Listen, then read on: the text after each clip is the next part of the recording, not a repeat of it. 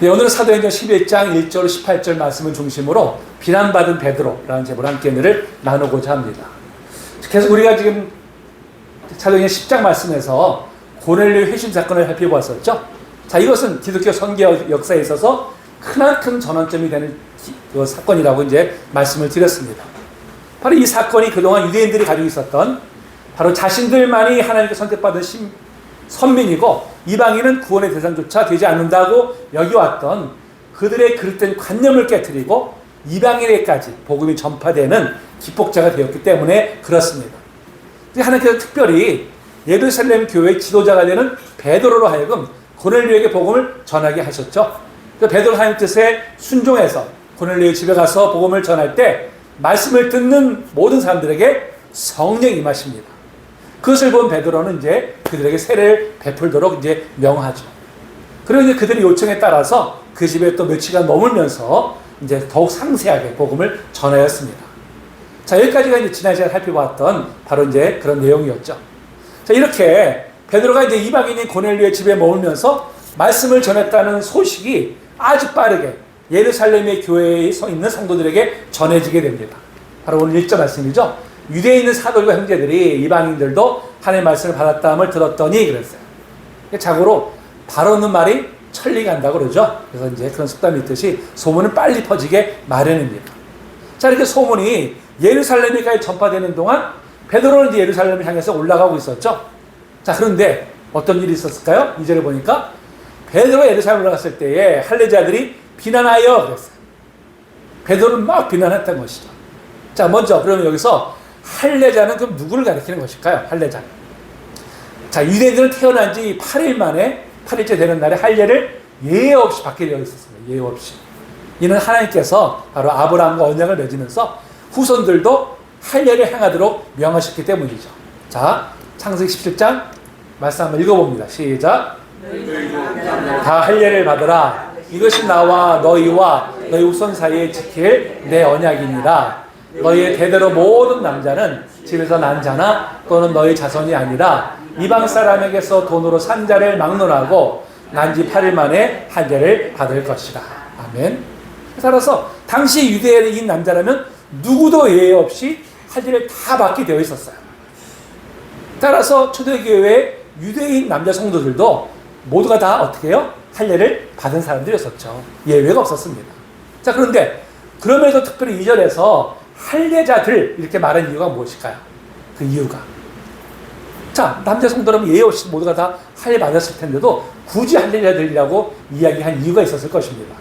자, 이거는 뭐냐면 바로 예수 그리스도를 믿으면서도 할례를 받아야 구원받을 수 있다고 주장하는 사람들이 있었어요.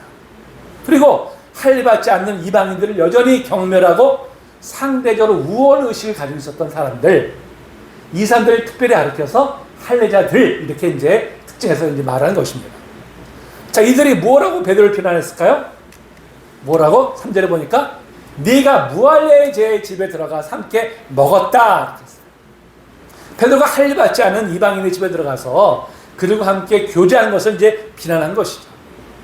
자, 이 할례 받은 유대인들은 할례 받지 않은 이방인과 함께 식사하는 것을 아주 부정하다고 여겼어요. 부정하다. 그래서 이걸 철저히 금했습니다.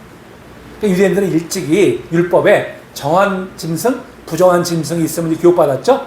그래서 율법에 부정하다고 규정된 짐승은 일체 음식으로 먹지 않았습니다. 아예 가까이 하지 않았었죠. 반면에 이방인들은 어때요? 그런 율법에 개의치 않죠. 개의치 않기 때문에 유대인들이 생각하는 뭐 부정한 짐승 이런 걸로 만든 요리도 기꺼이 다 섭취를 했었습니다. 무엇보다 그들은 우상에게 바쳐진 제물을 아무렇지 않게 그들은 이제 섭취를 했던 것이죠. 그러니까 유대인들은 그러한 음식을 섭취하는 이방인들과 함께 식사하게 되면 자신들도 부정한 음식을 섭취하게 될 뿐만 아니라 또 자기들도 부정하게 된다. 이렇게 여겼기 때문에 이걸 이제 그들과 접촉을 극도로 꺼려했던 것이죠. 더더군다나 그들과 함께 식사한다는 것, 이건 뭐 경건한 유대인이라면 상상조차 할 수 없는 그런 일로 여겨왔었습니다. 그런데 정작 베드로가 이방인의 집에 들어가서 함께 식사했다는 소식을 접하게 되니까 베드로에 대한 분노가 이제 극에 달해가지고 그를 이제 맹비난한 것이죠. 근데 여기서 2절에서 이 비난한다 라는 것이 헬라어로 이제 디아크리노인데 분리하다, 구별하다 이런 뜻을 가지고 있어요. 그러니까 이방인과 접촉한 베드로와 자신들을 철저히 분리시켜서 자신들은 깨끗하고 율법을 잘 지키는 경건한 사람들이고 상대적으로 베드로는 어때요? 그렇지 못한 사람이다. 이걸 이제 나타내려 한 것이죠. 베드로가 누굽니까? 예수님의 수석 제자잖아요. 그렇죠? 예루살렘 교회 최고 지도자입니다. 그런 베드로임에도 그를 비난한 일에 조금도 주저하지 않을 정도로 그들은 자신들이 갖고 있었던 그런 관점에 대해서 이제 맹신하고 있었음을 우리가 볼 수가 있습니다. 자, 그러나 율법을 잘 지킨다고 자부했던 그들이 정작 간과하고 있던 것이 있었어요. 그는 하나님께서 할례를 택함 받은 백성의 징표로 삼으신 이유에 대해서 그들은 정작 잘 몰랐다는 점입니다. 전에도 말씀드렸지만 사실 할례는 유대인들만 행하는 것이 아니었어요. 당시 고대 근동 지방의 풍습이었었습니다. 다만 하나님께서 그 풍습을 하나님과의 언약의 징표로 삼으신 것뿐이었었죠. 그 할례는 뭐예요? 피를 흘리는 거잖아요. 피를 흘리는 것이기 때문에 과거에 나는 죽고 이제 거듭난 하나님의 이제 백성으로서 이제 오로지 하나님께 순종하면서 그 뜻대로 살겠습니다라는 이제 결단의 표시죠. 그 표시는 이제 할례를 받는 것입니다.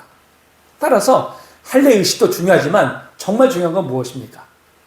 정말 중요한 것은 바로 그 마음의 할례를 받는 것이죠. 자, 이 말씀 읽어볼까요? 읽어봅니다. 시작. 그러므로 너희는 마음의 할례를 행하고 다시는 목을 곡게 하지 말라. 내 하나님 여호와께서 내 마음과 내 자손의 마음에 할례를 베푸사 너로 마음을 다하며 뜻을 다하여 내 하나님 여호와를 사랑하게 하사 너로 생명을 얻게 하실 것이며. 아멘. 그렇죠? 마음의 할례를 행하라는 것이죠. 아멘. 겉으로만 할례를 행하는 것에 그치지 아니하고 그 마음의 할례를 받아야 됨을 분명히 말씀하고 있어요. 자, 그러면 마음의 할례를 받는다는 것은 무슨 뜻일까요?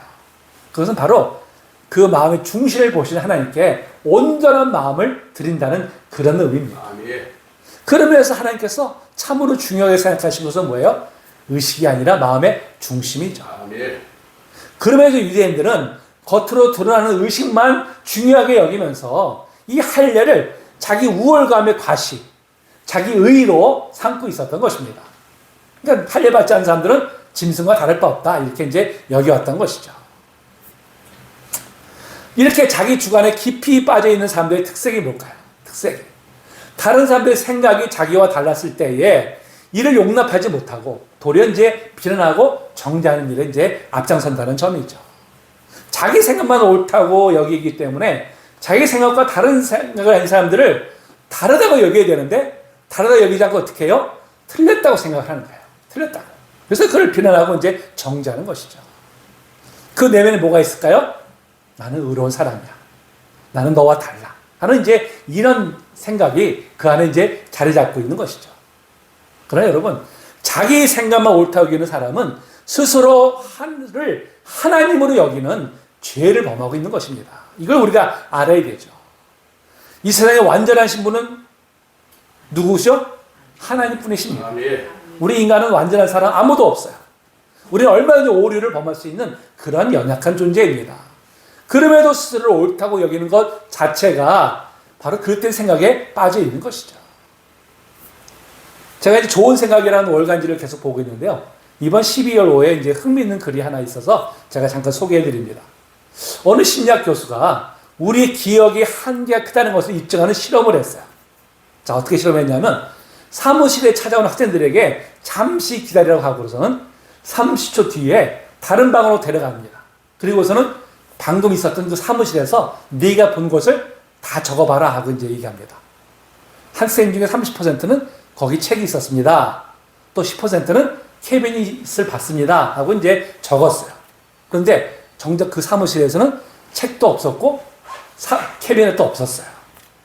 그 학생들이 자기 기억을 되살리면서 자기도 모르게 사무실에서는 당연히 책도 있을 것이고 캐비닛도 있을 것이다. 그냥 유추해서 그냥 그렇게 포함시킨 거예요.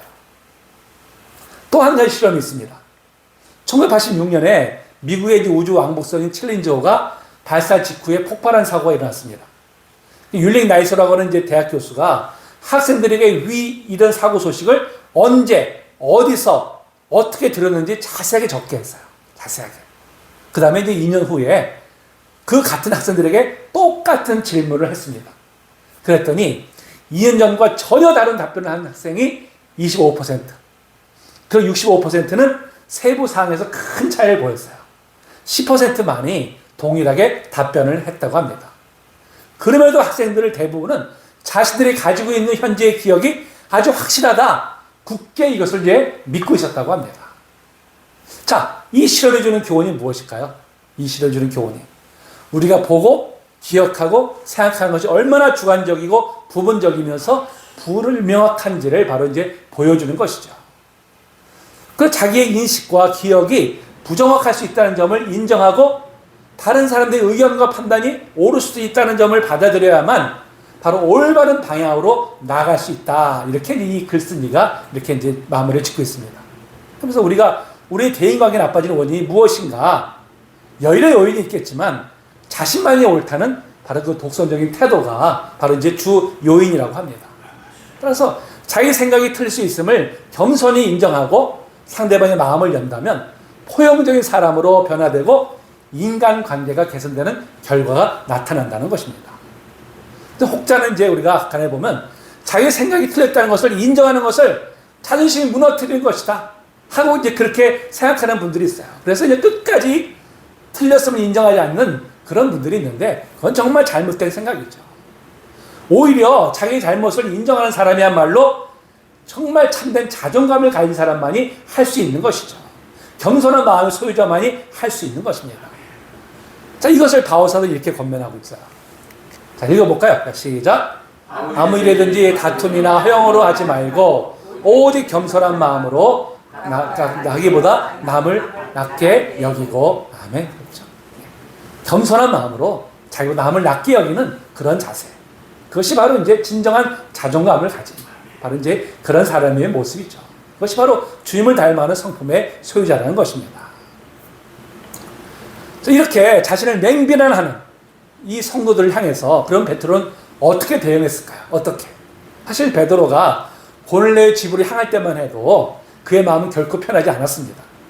여전히 그의 마음속에는 오랫동안 자리 잡고 있었던 그 이방인에 대한 그릇된 고정관념을 그도 가지고 있었죠. 그도. 한편은 이방인과 어울린 것을 알게 될 때 쏟아질 비난에 대해서 충분히 그는 예측할 수가 있었기 때문입니다. 그럼에도 성령께서 명하시니까 순종하는 마음으로 이제 고넬료의 집으로 향했던 것이죠. 그런데 그때 그는 홀로 가지 않습니다. 요바에 있던 성도들을 6명을 대동해요. 6명을. 자, 그 이유를 추측해보면 고넬료의 집을 방문하게 된 연유가 결코 자신의 의지가 아니라 바로 성령께서 강권하게 하신 것을 증언하기 위함이었던 것으로 보여집니다. 그만큼 베드로조차 유대인 성도들의 비난에 대해서 두려워했음을 알 수가 있는 것이죠. 자, 이는 훗날 바울과 함께 있었을 때 일어난 일에서도 발견이 됩니다. 자, 갈라디아서 2장 말씀이죠. 우리 한 절씩 한번 교독해 볼까요? 한 절씩.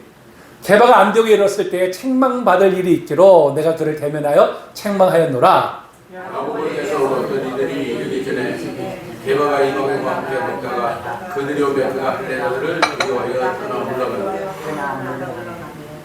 남은 유대인들도 그와 같이 외식함으로 바나바도 그들의 외식에 유혹되었느니라. 그러므로 나는 그들이 복음의 진리를 따라 바르게 행하지 아니함을 보고 모든 앞에서 게바에게 이르되 내가 유대인 것을 이방인을 따르고 유대인답게 살게 아니하면서 어찌하여 이방인을 유대인답게 살게 하느냐. 네. 아멘. 자, 여기서 게바가 누구예요? 게바가 베드로죠. 베드로. 그렇죠? 그 베드로가 이방인과 교제하는데 예루살렘 교회에서 파송된 사람들이 오는 거예요. 그러니까 그들로부터 비난을 받을까봐 두려워가지고 살며시 그 자리를 피해버렸습니다. 그러니까 이제 그를 본 바울이 베드로를 막 책망한 것이죠. 책망한 것이죠. 자, 이를 볼 때 유대인으로서 이방인과 접촉하는 일이 얼마나 장벽이 높았는지를 잘 알 수가 있어요. 베드로조차 이 정도였었으니까 뭐 오죽했겠습니까? 자, 그렇지만 자, 로마의 백부장인 고넬료와 그 친척과 친구들이 성령을 받았다는 사실은 정말 놀라운 일이잖아요. 우리가 함께 다 기뻐해 마땅한 일이 아니겠습니까? 이방인도 이제 구원받는데 우리가 얼마나 기뻐하겠어요. 그래서 베드로는 예루살렘에 올라갈 때 자신에게 돌아올 비난보다는 이제 많은 사람들이 구원받았다는 기쁨과 이걸 함께 나누게 될 생각에 아마 마음이 무척이나 설렜을 거예요. 그렇게 우리가 추측을 해볼 수 있습니다. 그런데 그를 맞이하는 것은 이방인도 구원받았다는 기쁨이 아니라 뭐예요? 그를 향한 맹비난이었습니다.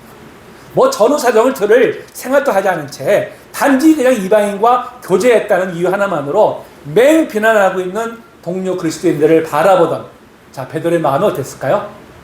얼마나 황망했을까요?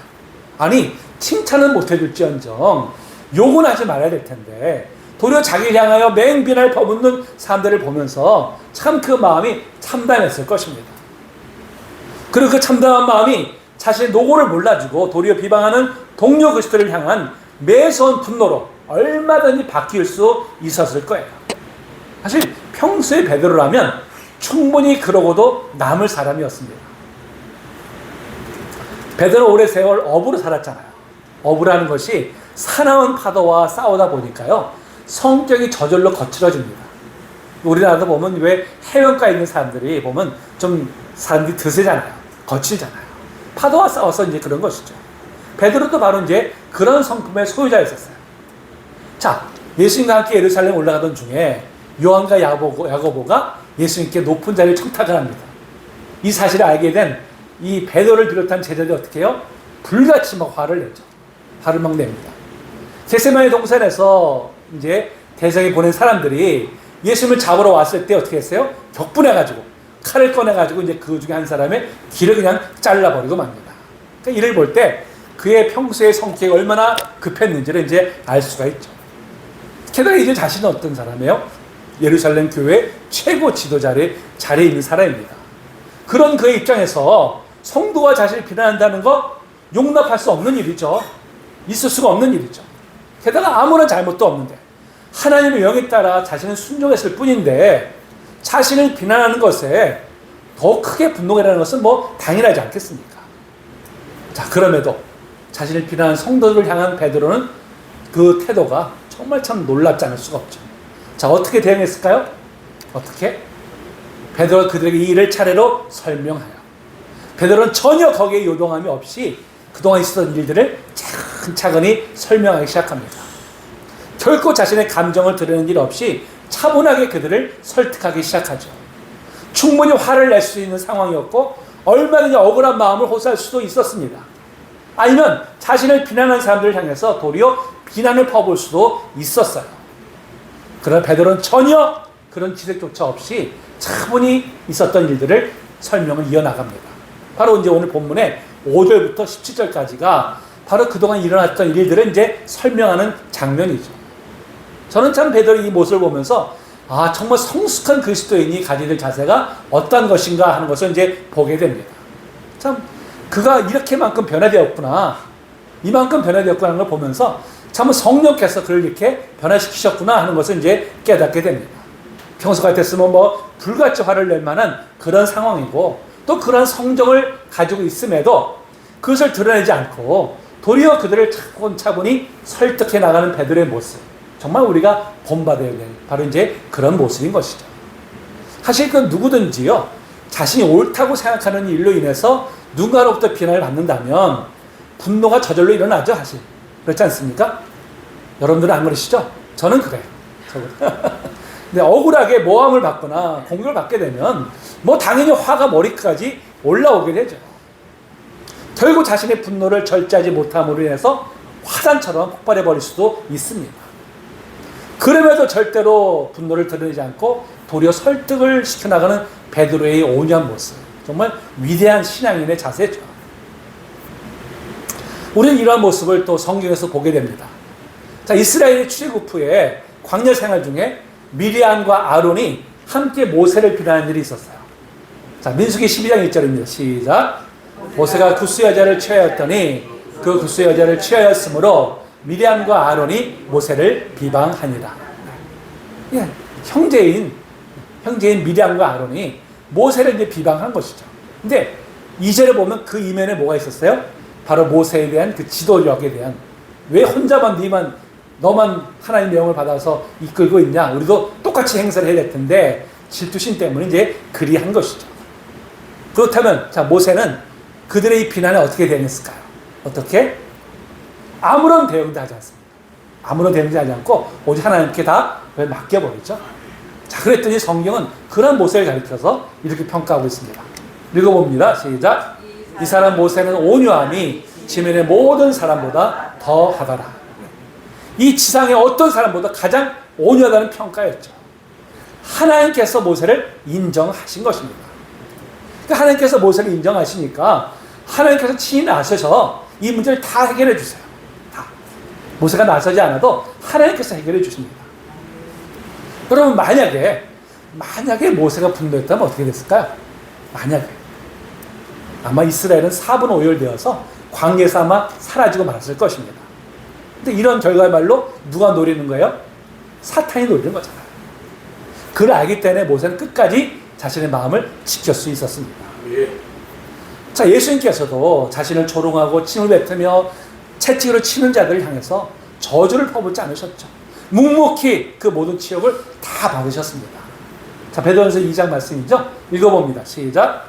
욕을 받으시되 대신 욕하지 아니하시고 고난을 받으시되 위협하지 아니하시고 오직 공의로 심판하신 자에게 부탁하시며 친히 나무에 달려 그 몸으로 우리 죄를 담당하셨습니다. 끝까지 아무런 대응도 하지 않으시고 묵묵히 자신의 길을 걸어가셨습니다. 자, 이로 인해서 어떤 결과가 빚어졌을까요? 그 다음 말씀이죠. 또 읽어봅니다. 시작. 이는 우리로 죄에 대하여 죽고 의에 대하여 살게 하려 하십니다. 그가 채찍에 맞음으로 너희는 나음을 얻었나니. 아멘. 예수님의 그 참으심을 인해서, 인내하심을 인해서 우리가 나음을 받고 우리가 구원을 받았다는 것이죠. 여러분, 그런 일은 없지만 만약에 예수님께서 자신을 조롱하는 자들 향해서 분노를 쏟으셨다면 우리의 구원은 어떻게 됐을까요? 물 건너갔죠. 물 건너. 여기 중에 구원받은 사람 한 사람도 없었을 것입니다. 만약에 베드로가 자신을 비방하는 성도들을 향해서 억울한 마음으로 분노했다면 어떻게 되었을까요? 초대교회는 채 서기도 전에 분열되어가지고 흔적도 없이 사라지고 말았을 것입니다. 그러나 베드로는 자신을 향한 비난이 너무도 억울했음에도 결코 맞대응하지 않았습니다. 도리어 온유함으로 그들을 설득시켜 나갔죠. 그럼 성경에서 말씀하는 이 온유는 헬라어로 프라이테스라고 하는데요. 온유, 친절, 겸손, 동정심 이런 뜻을 가지고 있습니다. 이 단어의 원래 뜻은 야생동물의 훈련에 의해서 그 야생마 같은 성질이 다듬어져서 자제된 힘의 상태를 말하는 것입니다. 그 야생마를 처음 길들일 때는 미친 듯이 막 길길이 뛰잖아요. 근데 훈련을 통해서 자신의 힘을 절제할 줄 아는 이제 유순한 경주마로 이제 바뀌는 상태. 이게 바로 이제 온유라는 것이죠. 그러니까 힘이 있지만 그것을 사용하지 않는 것. 이게 바로 성경에서 말씀하는 참된 온유의 의미입니다. 근데 온유하지 못한 사람은 어떻게 될까요? 쉽게 자신의 감정을 드러내죠. 쉽게 분노를 쏟아내고는 합니다. 쏟아낼 때는 카타르시스를 느낄지 모르지만 쏟아내면 어떨까요? 두고두고 후회하죠. 내가 또 왜 그랬을까? 그때 좀 참을걸.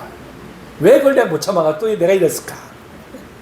결국 자신에 대한 회의에 깊이 빠져들게 되죠.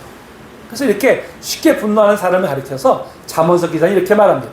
잠언서 25장 28절 시작. 자기 마음을 제어하지 아니하는 자는 성읍이 무너지고 성벽이 없는 것과 같으니라. 그렇죠? 성읍, 성벽 다 자기를 보호하는 건데 보호하는 게 다 사라진다는 것이죠. 그렇습니다. 반면에 온유한 사람에 대해서는 자, 이렇게 말하고 있어요. 읽어봅니다. 시작. 노하기를 더디하는 자는 용사보다 낫고 자기의 마음을 다스리는 자는 성을 빼앗는 자보다 나으니라. 아멘. 그렇죠. 우리가 분노를 절제할 줄 알고 감정을 절제할 줄 알 때 그럴 때 어떻게 돼요? 성을 빼앗는 것보다 나은 용사보다 나은 사람이 된다는 것이죠. 자, 이렇게 베드로가 자신의 감정을 절제하면서 차근차근히 설명해 나갔을 때 자, 어떤 결과가 나타났습니까? 자, 오늘 18절에 말씀하죠. 그들이 이 말을 듣고 잠잠하여 하나님께 영광을 돌려 이르되 그러면 하나님께서 이방인에게도 생명 없는 회개를 주셨도다 하니라. 아멘. 그렇죠? 베드로의 말을 듣던 모든 사람들이 아, 이방인에게도 이제는 자신들과 동일한 은혜를 내리셨구나. 이제 그걸 인정하게 된 것이죠. 여러분 이건 단 한 줄로 기록되어 있지만요, 어마어마한 일이 일어난 것입니다. 어마어마한 일. 유대인들이 정말 오랫동안 가지고 있었던 고정관념, 자신을 많이 선택받은 민족이고 이방인들은 아예 구원의 대상에서 제외되는 부정한 존재라는 그 인식이 드디어 이제 깨어지게 된 것입니다. 아멘. 자신을 많이 의롭고 이방인들은 그릇된 존재라는 사고가 잘못된 것임을 이제 깨닫게 된 것이죠. 사실 그들이 그동안 근거 없조처럼 여겼던 이 가치관이 무너진다는 것은요, 자신의 전 존재가 무너진 것 같은 충격을 받게 마련입니다. 그래서 사람들이 자신의 어떤 갖고 있었던 생각을 바꾸기가 그만큼 어려운 거예요. 그만큼. 그럼에도 이제 친히 성령께서 이방인에게도 그대로 똑같이 임하셨으니 베드로만이 아니라 함께 갔던 6 형제들에 의해서 명백히 증명되었기 때문에 이건 뭐 누구도 이제 부인할 수 없는 사실이 되고 만 것이죠. 아멘. 이제 이방인에 대한 전도의 걸림돌이 사라지게 되었고 이제 본격적인 세계 선교가 펼쳐지게 된 것입니다. 아멘. 바로 이제 사도행전 11장 우리가 18절까지 읽었지만 19절 이후부터 뭐가 펼쳐질까요? 세계 선교가 이제 본격적으로 펼쳐지게 됩니다. 바로 이것이 이제 확실하게 증거하는 것이죠. 자, 이로써 베드로 한 사람의 그 온유한 자세가 얼마나 큰 영향을 끼쳤는지를 여실히 우리가 보게 됩니다. 그 한 사람의 온유함으로, 인내로 인해서 하나님의 뜻이 본격적으로 펼쳐지게 된 것이죠. 앞에서 말씀드렸듯이 만약에 베드로가 자신의 억울함을 해소하기 위해서 분노로 그 뜻을 나타냈다면 베드로조차도 사단의 도구가 됐죠. 초대교회는 흩어지고 말아버릴 것이고 그만큼 세계 선교는 늦춰지고 말았을 것입니다. 이를 볼 때 정말 나 한 사람 인해서 하나님의 뜻이 본격적으로 펼쳐질 수도 있고 걸림돌이 될 수도 있다는 것을 우리가 세상 깨닫게 됩니다. 나 하나쯤이야가 아닌 것이죠. 우리 모두가 다 하나님 나라의 일꾼으로 부르심을 받았습니다. 그렇다면 여러분, 우리를 통해서 하나님 나라가 지금 이루어져 가고 있을까요? 아니면 내가 정말 걸림돌이 되고 있을까요? 일단 전자가 되어야지 마땅하죠. 전자가. 내 뜻이나 감정을 앞세우는 것이 하나님 나라의 걸림돌이 될 수 있음을 우리가 깨닫고 나를 절제하고 모든 일에 하나님 뜻을 우선하는 우리 모두가 되기를 축복합니다. 아멘. 자, 베드로는 이렇게 끝까지 자신의 감정이나 억울함보다도 하나님의 나라를 우선했습니다. 하나님의 뜻을 우선했죠. 아멘. 그 어떤 것보다 심지어 자신의 감정이나 억울함을 해소하는 것보다 우선되는 최고의 가치가 하나님의 영광이고 하나님 나라를 이루는 것임을 너무나 잘 알고 있었습니다. 그랬기에 자신의 감정을 해소하는 일이 자칫 하나님 나라를 이루는 일에 걸림돌이 되지 않게 하기 위해서 끝까지 인내할 수 있었던 것이죠. 이렇게 인내했던 베드로는 또한 우리를 향해서 이렇게 권면하고 있어요. 자, 베드로서 2장 19절 20절입니다. 같이 읽어볼까요? 시작. 세상에 고난을 받아도 하나님을 생각함으로 슬픔을 참으면 이는 아름다우나 죄가 있어 매를 맞고 참으면 무슨 칭찬이 있으리요. 그러나 선을 행함으로 고난을 받고 참으면 이는 하나님 앞에 아름다우니라. 아멘. 사실 자신의 잘못을 인해서 비난받는 건 억울할 것조차 없는 거죠. 사실은. 그러나 부당하게 고난을 받는 것은 분명 억울한 일입니다.